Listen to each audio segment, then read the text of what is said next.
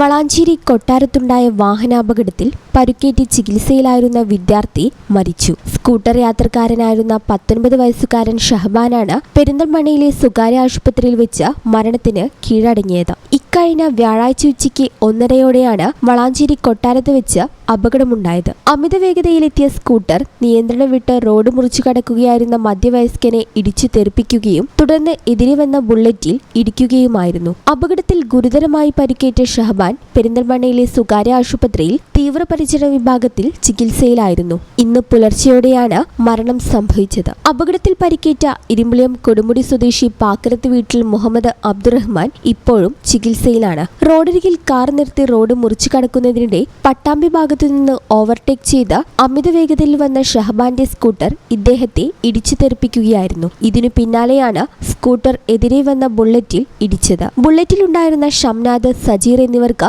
നിസാര പരിക്കുകളേറ്റു. ഇവർ വളാഞ്ചേരിയിലെ സ്വകാര്യ ആശുപത്രിയിലും പ്രാഥമിക ചികിത്സ തേടി. അമിത വേഗതയും അശ്രദ്ധമായ ഓവർടേക്കിംഗുമാണ് അപകടത്തിന് കാരണമെന്നതാണ് പ്രാഥമിക നിഗമനം. ഷഹബാന്റെ അപ്രതീക്ഷിത വേർപാടിൽ നടുങ്ങിയിരിക്കുകയാണ് നാടും സുഹൃത്തുക്കളും. ഈ ചാനൽ ന്യൂസ് വളാഞ്ചേരി.